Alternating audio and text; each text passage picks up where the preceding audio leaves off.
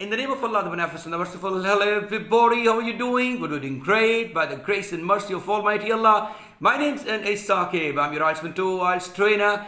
Additionally, I've been also teaching the students of spoken English for the last 40 years. And today's lecture is about the super tips and compulsory information about IELTS listening subtest. So let's get started. As you know that in the previous video I told you about the format and the exam content of listening module. Some further details will be provided in this video, and as you know, the number one is, you know that it's the same test which is conducted for the academic and general training versions. I mean the students and the professionals who are appearing for the IELTS, same listening test is conducted of both candidates. You also know that there are 4 parts. There are 40 questions in total, and each part carries 10 questions. There are 4 parts, 40 questions, very simple formula. And the first 2 parts are the easiest, and in the social context, I mean in about everyday situations. So it's very easy for the students to start with the listening module.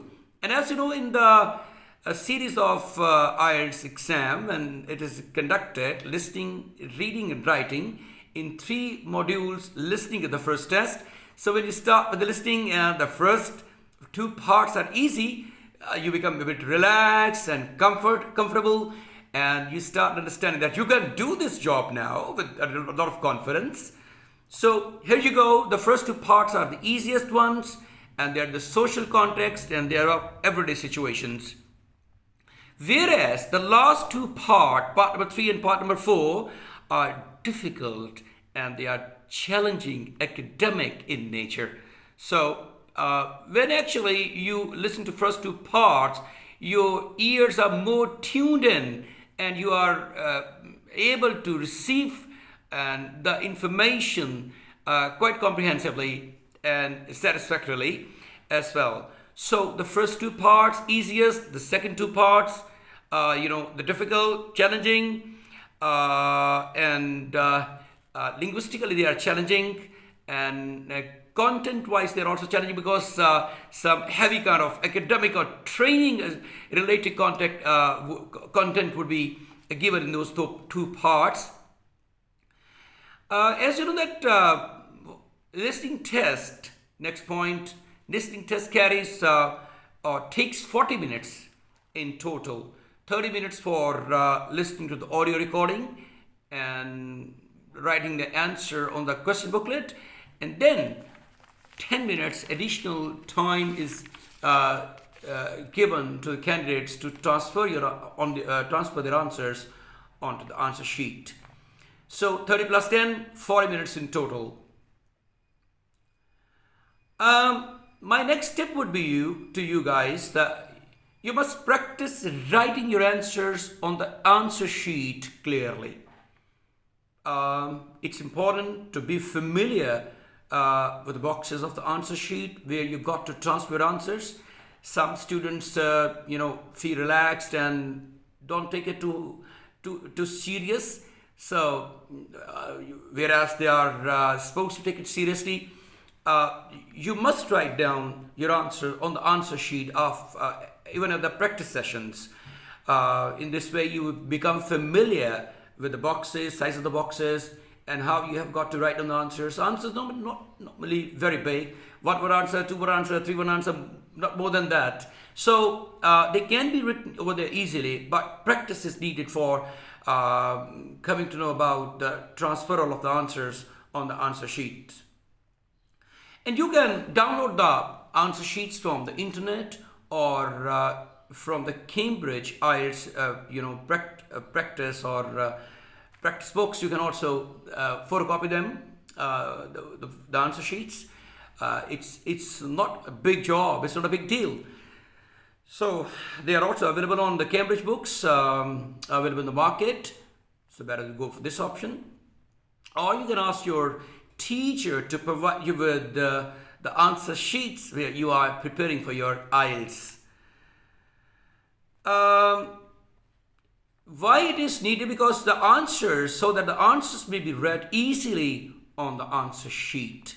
Once you got experience and exposure of the answer sheet, it will be quite a routine matter for you to transfer your answers. The next point is they play the recording only once, not another time. So you got to concentrate and just carry every information in the first go. You are not being provided the second opportunity of listening to it. So, it's important to concentrate, and for that, ear training is important so that you may keep on catching all the information, all the important words. This is important. No second playing of the recording would be there.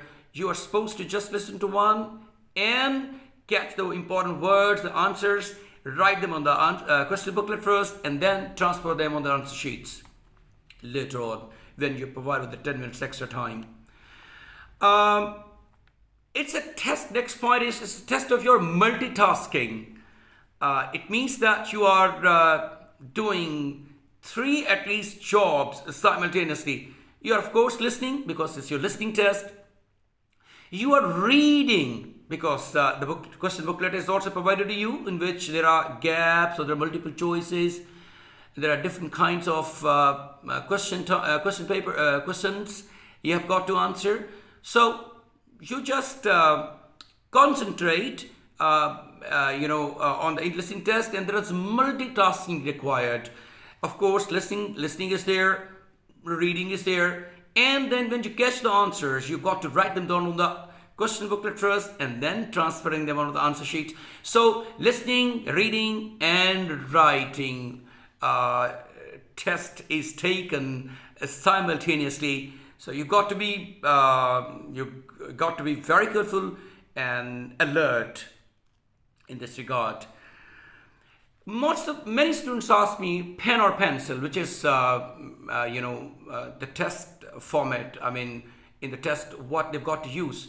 So I always tell them that you're left with no option except using the pencil. It's a lead pencil which is used over there in the examination. So when you are doing the practice sessions in the institute where you are doing your IELTS preparation, you must go with this option of pencil. Use pencil as much as possible and as far as possible. The same is the true case for the reading, because in reading you have got to transfer and first attempt your answers. You may write them on the question booklet and later on the answer sheet. So you got to use the pencil over there as well. Scores are calculated, next point, by the number of correct answers. For example, each correct answer carries 1 point. And if your target band score is 7, then at least 31 answers should be correct. So that's very important tip. 31 answers out of 40. It's not a big deal, not an impossible work or not a gigantic work.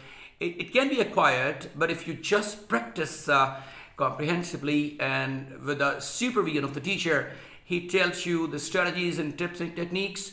So then it becomes easy for you to score even more than 7, at least in listening. You can choose the capital letters or the lowercase while writing your answers on the answer sheets. There is a kind of time for you when you're writing on your question booklet the answer, because you're listening. You may write down haphazard, you can mix it up. But no problem. When you are transferring your answers on the answer sheet, when 10 minutes are allotted at the end of the test, then you've got to keep in your mind that either you have to write down the answers in capital letters or in the lowercase. But whatever you select or choose, stay with that choice.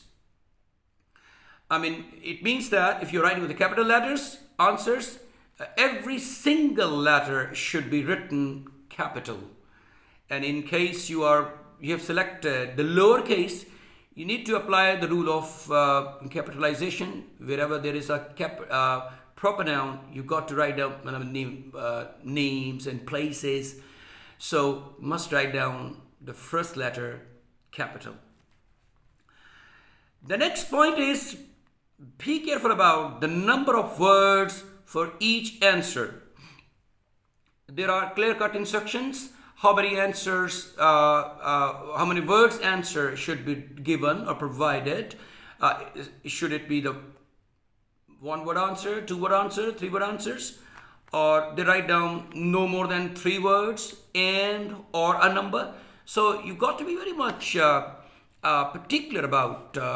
You must give a lot of value to this, because even if your answer is correct and you've written more than, if the instruction says that not more than 2 words answer should be given, and if you write down 3 words answer and your answer is correct, but still it will be considered incorrect because you have violated the basic instructions of the examiner. And the instructions may vary with other questions. If they have asked you to write down 2-word answers, maybe the next time they've got to ask you about write down the answer in 3 words and 4 words, not more than 3 words, 2 words, not more than 2 words. So it depends. It varies from question to question. The instructions vary. So if you got to be very much careful about the instructions and give them a lot of respect and attention. The tip could be underline the keywords of the instructions, whether they are asking you for the 2 words answer or 3 words answer. In this way, you will be able to just carry the instructions and apply them for giving the answers. The next tip is all words are counted, even if they are small words. For example, the answer is a student. A student. Actually, we consider it or count it as 2 words. So the same is true of reading and writing. Every word, or even sometimes the alphabet, if it's written independently, it matters, and it is counted. In case they ask you about the number, for example, 2015, the answer is 2020, it will be considered as 1 number, not 4 numbers. So keep in your mind, it's important. Spellings, yes, of course, they make the difference. If you spell word incorrectly, it will be marked wrong.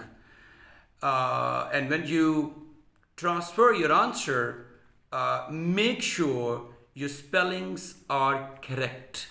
Correct spellings will be, important for writing the correct answer. If spellings are wrong, definitely your answer will be wrong. So the correct spellings are highly important. The next one is words or letters. For example, instructions will tell you whether the answer should be in the words in case of the alphabet or in the exact words.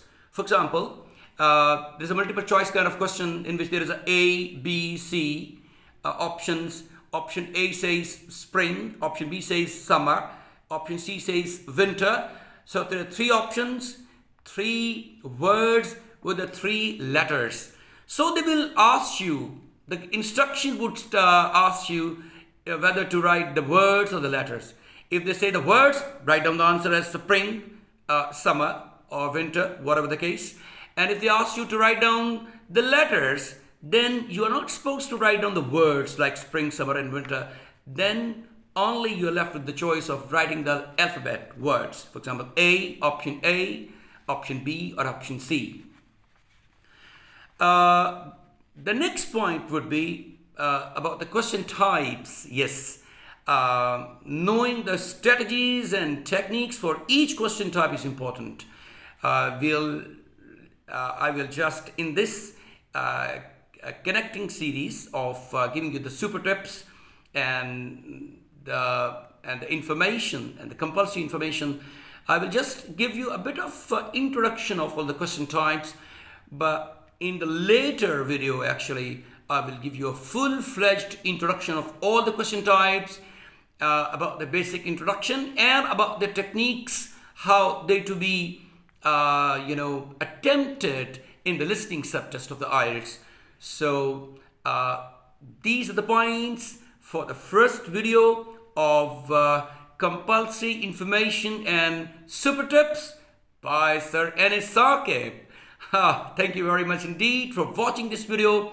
I'll reappear with another video which will be the continuity of these videos set. So thank you very much indeed. God bless you all. See you shortly. Bye.